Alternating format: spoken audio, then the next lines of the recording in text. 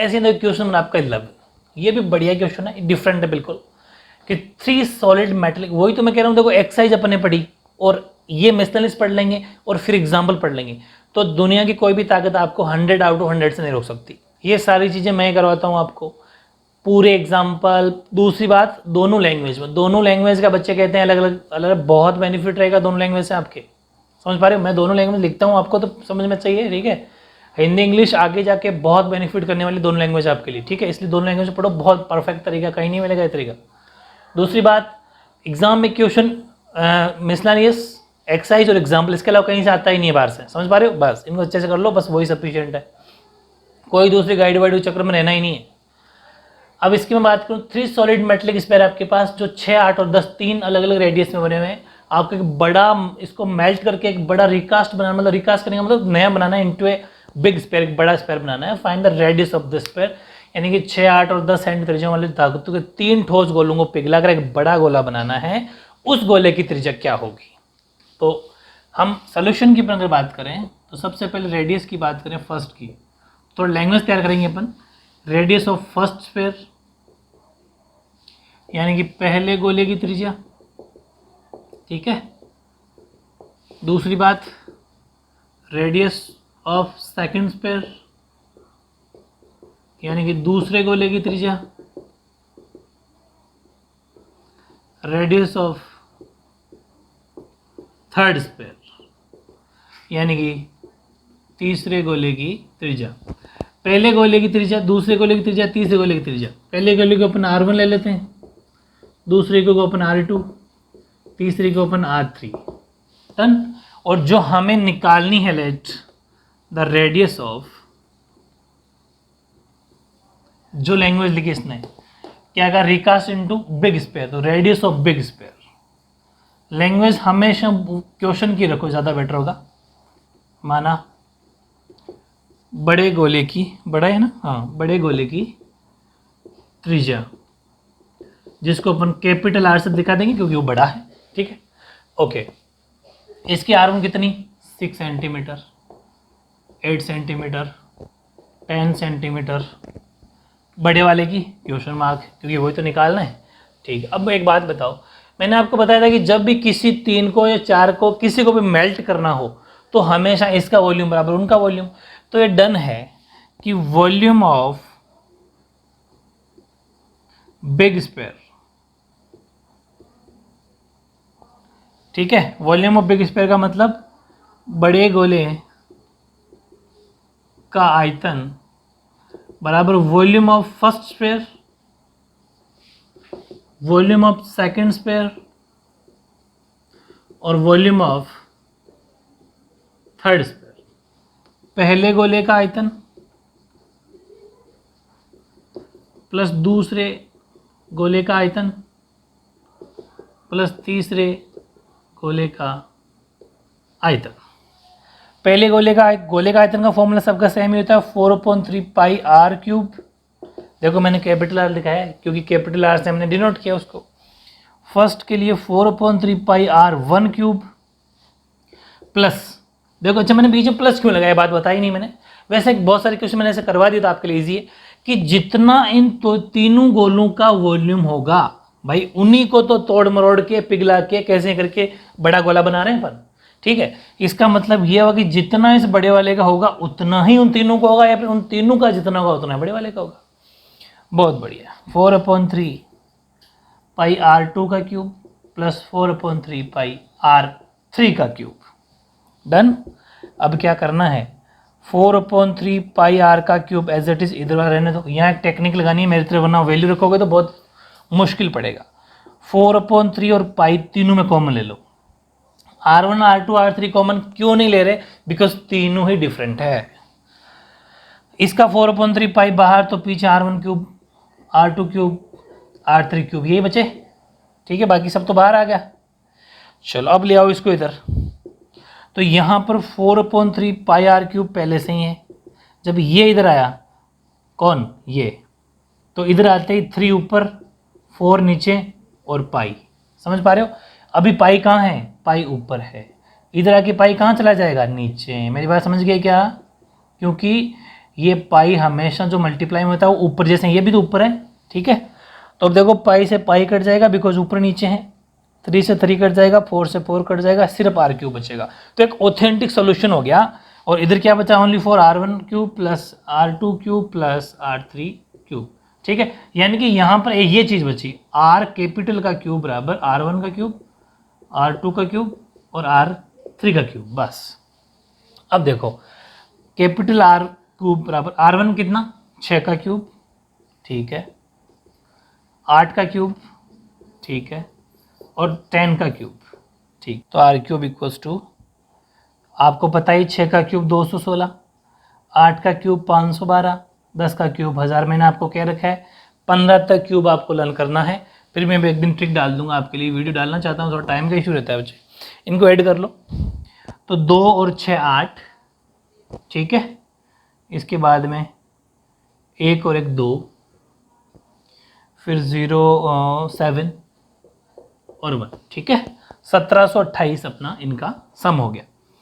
इसके बाद में आपको पता ही है कि जैसे स्क्वायर होता है वो रूट में जाता है, वैसे ये क्यूब में जाएगा, मतलब छोटा सा 3 लिखना है आपको। इसका मतलब ये है कि 3 3 के जोड़े बनेंगे, हालांकि मैं ऐसा इस एक्सरसाइज के अंदर पीछे बता चुका। अब 1728 का अपन निकाल लेते हैं क्यूब, तो वहाँ थोड़ा स्पेस ढूंढ लेते हैं अपन यहाँ, ठीक है। ये ऑफ था बस 1728, 2 से किया तो 8 बार, 6 बार, 4 बार, फिर 2 से किया तो 4 3 2, फिर 2 से किया तो 2 1 6, फिर 2 से किया तो 108, फिर 2 से किया तो 54 54, फिर 2 से किया तो 27। अब किससे करेंगे, अब करेंगे 3 से, तो क्या आया 9, फिर 3 से किया तो 3, फिर 3 से किया तो खत्म। यहाँ पर 3 3 के जोड़े बनाना है क्योंकि वो क्यूब है। एक तो 3 बार आ गया, एक फिर 2 बार आ गया, फिर 2 बार आ गया, ठीक है। तो 3 2 6, 6 2 8, 8। इसका मतलब 8 सेंटीमीटर उस बड़े वाले की रेडियस होगी। Therefore radius of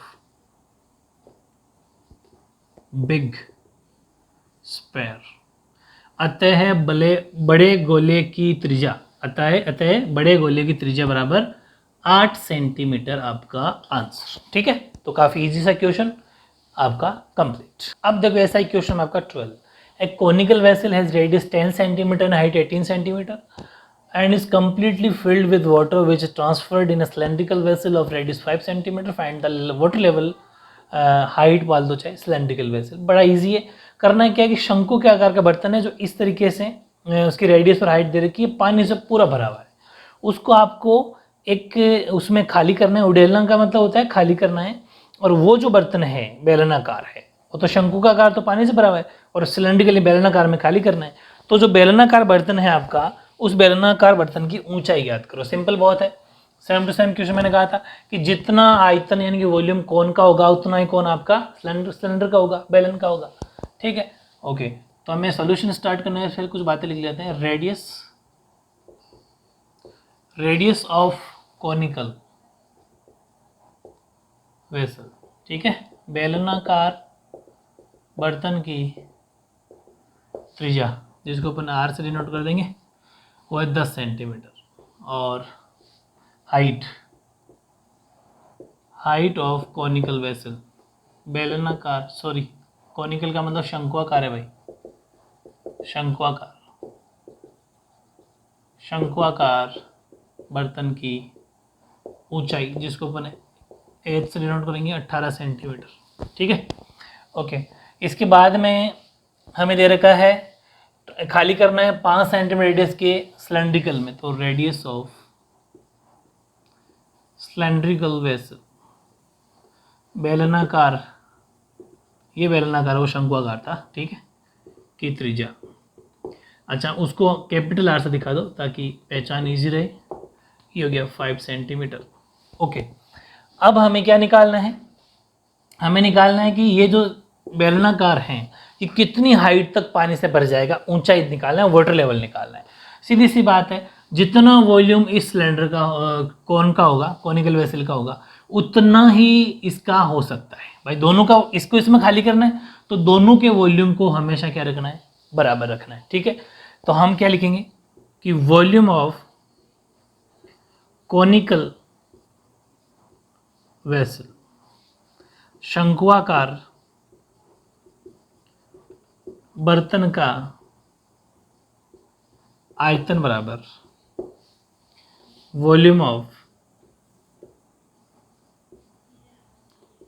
cylindrical vessel, बेलनाकार बर्तन का आयतन। शंकु का आयतन होता है 1/3 पाई आर स्क्वायर एच, इसका only for pi R square H. मेरी बात सुनना, यहां पर इंटू एन जो लिखते थे अपन, वो नंबर ऑफ सिलेंडर पूछता ना तब अपन इंटू एन भी करते, लेकिन अभी तो हाइट पूछ रहा है, हाइट तो फॉर्मूले में होती है, समझ पा रहे हो, हाइट खुद फॉर्मूले में होती है इसलिए। लेकिन ध्यान रखें इस वाली हाइट को अपन कैपिटल एच से डिनोट करेंगे, वरना आप कंफ्यूज हो जाओगे, सोचोगे एच को एच से काट दो, जबकि एच एच से कटेगा नहीं। और इस वाले आर को भी कैपिटल से डिनोट करना, भूल मत जाना, ये गलतियां आम है, नॉर्मल है, करते हैं हर कोई बच्चा, ठीक है। हाँ, पाई से पाई कट सकता है। चलो 1/3, पाई को पाई रहने दो, पाई से पाई काट देंगे। कैपिटल आर कितना है 10, 10 इंटू 10। कैपिटल एच कितना है 18, 18। पाई को पाई रहने दो। स्मॉल आर है क्या, है ना 5, 5 इंटू 5। एच नहीं है, वही तो निकालना है। और मैंने एक टेक्निक बता रखी है पूरे चैप्टर में कि जो चाहिए उसको उधर रखो, बाकी सबको इधर ले आओ। 1/3 पाई इंटू 10 इंटू 10 इंटू 18, ठीक है। और उसको इधर लाओ तो पाई नीचे आ जाएगा, 5 नीचे आ जाएगा, 5 नीचे आ जाएगा, ओनली फॉर एच बचेगा, बिकॉज वैल्यू इधर आएगी तो रेसिप्रोकल हो जाएगी, नीचे आ जाएगी। पाई से पाई कट, 5 2 ज़ा 10, 5 2 ज़ा 10, 3 6 ज़ा 18। बहुत बढ़िया, क्या बचा नीचे, तो कुछ नहीं है। 6 12, 12 2 ज़ा 24, 24 सेंटीमीटर। सेंटीमीटर आपकी हाइट हो जाएगी, यानी कि वाटर लेवल हो जाएगा। लिख सकते हो बर्तन में पानी की ऊंचाई बराबर 24 सेंटीमीटर। देयरफॉर हाइट या फिर वाटर लेवल, क्या जो लिखा लैंग्वेज में रखना, the level of water bracket में हाइट, हमेशा क्वेश्चन की लैंग्वेज रखो, in cylinder equals to 24 centimetre. तो काफ़ी ईजी है, लैंग्वेज का जरूर ध्यान रखना। मैं पूरा स्टेटमेंट लिखवाता हूँ ताकि आपके मार्क्स ना कटे। ऐसे यहाँ पे क्वेश्चन नंबर 13 है, ये थोड़ा अलग है। एक कैंडल ऑफ डायमीटर 2.8 सेंटीमीटर का है, यानी कि कैंडल है वो form from a cuboid of dimension 11 centimetre, 3.5 centimetre, 2.5 centimetre. तो find the length of candle. Different क्यों हुआ ये, कि इसने कह दिया कि मोमबत्ती की लंबाई ज्ञात करो, लेकिन ये नहीं बता रखा मोमबत्ती कैसी थी, वो हमें सोचना पड़ेगा। समझ पा रहे हो, यदि 11 सेंटीमीटर, 3.5 सेंटीमीटर, 2.5 सेंटीमीटर मोम के घनाभ से 2.5 सेंटीमीटर व्यास की एक मोमबत्ती बनाई जाती है, तो मोमबत्ती की लंबाई निकालो। देखो कॉमन सेंस से, हालांकि एक क्यूबॉइड है, क्यूबॉइड का मतलब एक घनाभ है, ठीक है। इस घनाभ को अपन पिघलाएंगे, इसके पिघलाने मतलब इसके मोम से हमें बनानी है एक कैंडल। और कैंडल की बात जब भी आपके कोर्स में आई तो वो हमेशा क्या मानना है उसको, यानी कि कैंडल हमेशा क्या होगी, वो सिलेंडर होगी। ये तो आपका क्यूबॉइड है, क्यूबॉइड का मतलब घनाभ, और इसके मोम से पिघला के हमें कैंडल बनानी है, कैंडल का मतलब मोमबत्ती, ठीक है।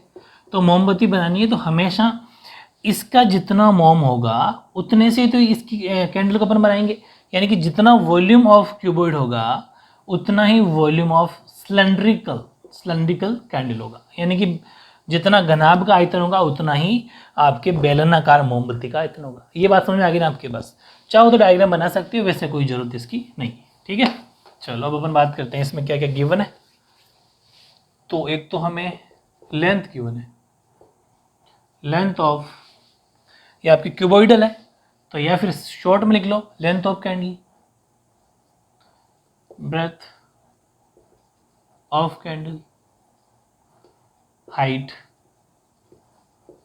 ऑफ कैंडल, यानी कि मोमबत्ती, कैंडल का मतलब मोम है क्या, मोम लिख लो, या फिर मोमबत्ती भी कह सकते हो, एक ही बात है। तो मोम की लंबाई, या मोमबत्ती की लंबाई या मोमबत्ती की चौड़ाई या मोमबत्ती की ऊंचाई, ठीक है। लेंथ, ब्रेथ, हाइट 11, 3.5, 2.5, ये बात ठीक है। Then find the length of candle. अब समझना है कि ये तो मोम का मामला है जिसको हमें पिघलाना है, मोमबत्ती बनाई जाती है।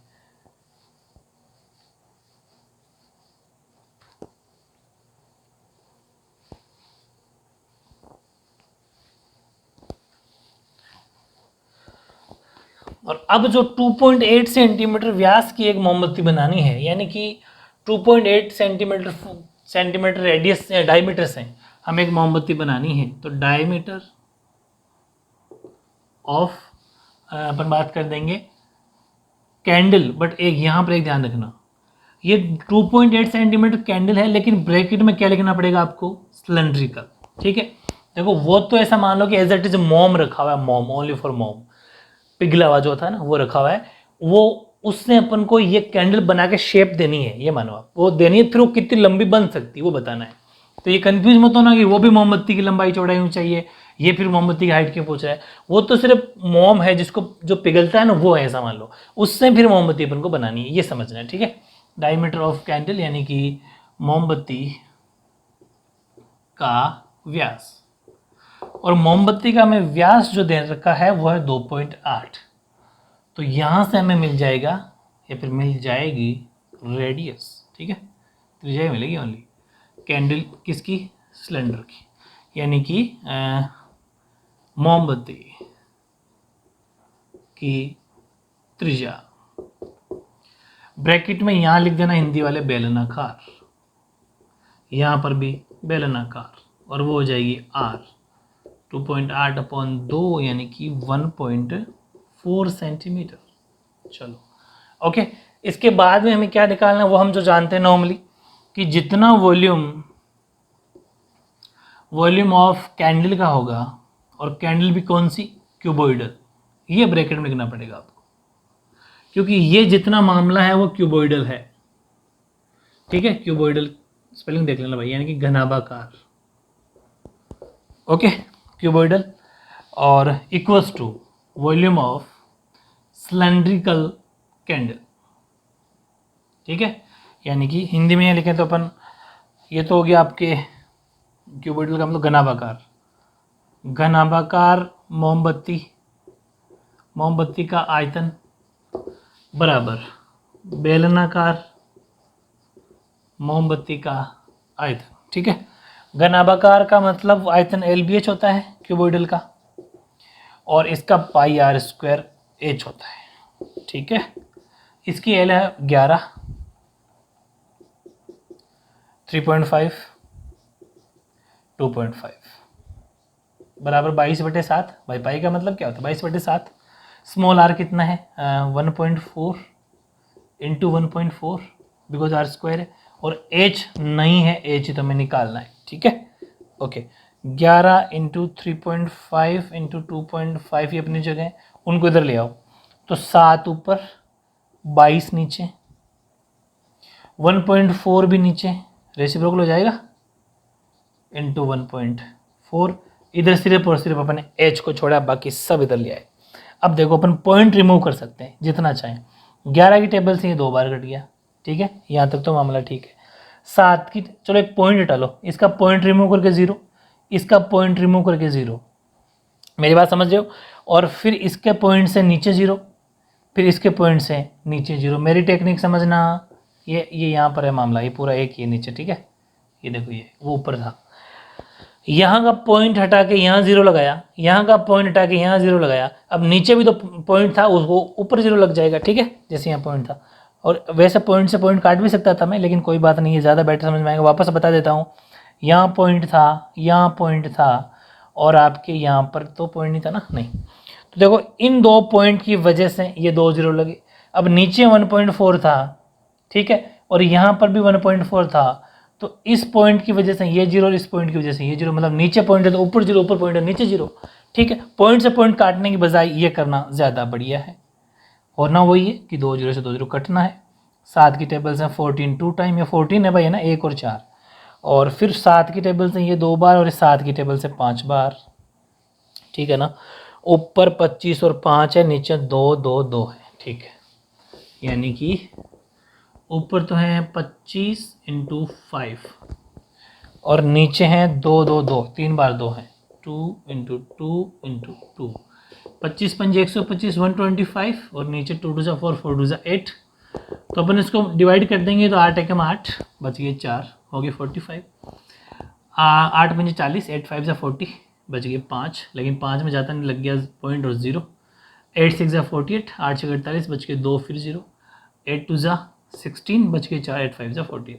यानी कि 15.625 सेंटीमीटर की लेंथ की कैंडल हो जाएगी, यानी 15.625 सेंटीमीटर की आपकी ये मोमबत्ती होगी। ये थी इसकी लंबाई, और ये वेरी इंपॉर्टेंट सा क्वेश्चन, क्वेश्चन नंबर 13 कंप्लीट। अब देखो आपका क्वेश्चन नंबर 14, जो इस चैप्टर की मिसलेनियस का विविध का लास्ट क्वेश्चन है। इसको भी उन्होंने घुमाने की कोशिश की है। क्या देखो कि the diameter of metallic sphere is 6 centimetre, यहाँ तक ठीक था कि धातु के गोले का व्यास 6 सेंटीमीटर है। It is melted and drawn into a wire of length 36 metre, और यहाँ गलती हो जाती है, यहाँ 6 सेंटीमीटर यहाँ 36 मीटर है। कन्फ्यूज मत होना ना कि एग्जाम में दोनों को अच्छे से रीड करना है। गोले को पिघलाकर एक समानवर्ती अनुप्रस्थ काट परिच्छेद वाला एक तार बनाया जाता है। तार की लंबाई 36 मीटर हो तो फिर इस तार की त्रिज्या ज्ञात करो, ठीक है। Uniform circular cross section, find the radius, ठीक है। चलो सिंपल है, कुछ बेसिक बात बता दूं कि आपको ये तो पता है कि ये स्पेयर है, वायर गोले से, गोले को पिघला कर आपको वायर बनाना है, तो वायर हमेशा ये वायर होता है, वायर हमेशा सिलेंडर होता है, ठीक है। वायर को हमेशा क्या मान के चलना है, सिलेंडर, यानी कि बेलन मान के चलना है, बेलनाकार होता है वायर। जैसे ये पेन है या फिर मार्कर है, तो ये भी एक सिलेंड्रिकल शेप में है, सिलेंडर है, वैसा के वैसा वायर होता है, ठीक है। कंफ्यूज मत होना, लिखा हुआ नहीं आएगा ये बातें। चलो अब अगर बात करें डायमीटर की, तो डायमीटर ऑफ मेटलिक स्फीयर पूरा लिख देते हैं, इक्वल्स टू 6 सेंटीमीटर, है ना। यानी कि धातु के एक गोले का व्यास, तो यहां से हमें मिलती है radius, radius of metallic sphere, धातु के गोले की त्रिज्या, जिसको अपन आर से डिनोट करेंगे, वो 6.2, यानी कि आर हो जाएगी 3 सेंटीमीटर। एक काम करते हैं, यहीं पर कैपिटल दिखा देते हैं, क्योंकि फिर जो पूछ रहा है उसको अपन स्मॉल से दिखा लेंगे, ठीक बात है। ओके, फिर वायर की लेंथ दे रखी है, length of a wire, bracket में कर देना सिलेंड्रिकल, ठीक है, सिलेंड्रिकल पूरा लिखोगे, यानी कि तार की लंबाई ब्रैकेट में बेलनाकार, ठीक है। ओके, उसकी लंबाई दे रखी है 36 मीटर। और एक बात बता दूं, ये क्वेश्चन अगर सेंटीमीटर में चल रहा है तो कन्वर्ट इनटू सेंटीमीटर, तो 1 मीटर में 100 सेंटीमीटर होते हैं, ये हो गया अपना सेंटीमीटर, यानी कि 3600 सेंटीमीटर आपकी वायर की लेंथ हो जाएगी। एक बात और बता दूं, लेंथ बोलो चाहे हाइट बोलो एक ही बात है, ठीक है, गुड। इसके बाद में फाइंड इट्स रेडियस, इसकी रेडियस हमें फाइंड करनी है, radius of wire, let be R, माना तार की त्रिज्या, ठीक है, आर है, ज़्यादा बेटर होगा। अब सीधी सी बात है, क्वेश्चन वैसा ही है, गोले को पिघलाना है, तार बनाना है, तो इसका वॉल्यूम बराबर इसका वॉल्यूम, ठीक है। यानी कि volume of sphere equals to volume of wire, और वायर कैसा, सिलेंड्रिकल, तो यानी कि गोले का आयतन बराबर बेलनाकार तार का आयतन, ठीक है। दोनों के फॉर्मूले लगाओ, गोले का आयतन होता है 4/3 पाई आर क्यूब कैपिटल, ठीक है, और बेलन होता है पाई आर स्क्वायर एच, तो पाई आर स्क्वायर एच, 4/3 पाई ऊपर का ऊपर रहने दो, आर क्यूब रहने दो, या फिर आर क्यूब की वैल्यू रख दो, कैपिटल आर 3, तो 3 इंटू 3 इंटू 3, उनको इधर ले आओ, सिर्फ एच को सॉरी किस क्या निकालना, क्या आर ना, तो सिर्फ आर को छोड़ो, आर स्क्वायर छोड़ दो, पाई को नीचे ले आओ, रेसिप्रोकल होकर नीचे आ जाएगा, एच भी नीचे आ जाएगा, और एच है कितना, एच का मतलब लेंथ या हाइट है की बात है, 3600 सेंटीमीटर है। ठीक है, उधर सिर्फ आर स्क्वायर बचा, पाई से पाई कट गया, 3 से 3 कट गया, ये 4 के टेबल से 4 नम 36, 4 9 या 36, 0 0, ये 3 के टेबल से 3 3 से 9, 0 0, 3 के टेबल 3 3 से 1 और 100। ठीक है, यानी कि कहने का मतलब ऊपर तो 1 है, नीचे 100 है, इक्वल्स टू आर स्क्वायर है, और आपको पता है स्क्वायर आता है रूट में, तो इधर आया रूट, उधर ओनली फॉर आर बचा। 1 के ऊपर चाहे रूट लगाओ चाहे मत लगाओ कोई फर्क नहीं पड़ता, तो 1 तो 1 और 100 का होता है 10, जानते हो आप। तो ये सेंटीमीटर है, सेंटीमीटर, या फिर पॉइंट में निकालना चाहते हो तो इसका इसमें डिवाइड में लेफ्ट, यानी कि 0.1 सेंटीमीटर आपकी रेडियस हो जाएगी, किसकी, आपकी वायर की। तो सिंपल सा क्वेश्चन है, थोड़ा अच्छे से समझ के करना, बाकी कोई मुश्किल नहीं है, बहुत ही ज़्यादा परफेक्ट तरीके से अपने इस चैप्टर को ख़त्म किया है। अब मैं आपको जल्दी, अब इसके जितने भी एग्जाम्पल्स हैं वो कराने के बाद कुछ इंपॉर्टेंट क्वेश्चन वगैरह वो तो फिर चलते रहेंगे अपने, ठीक है।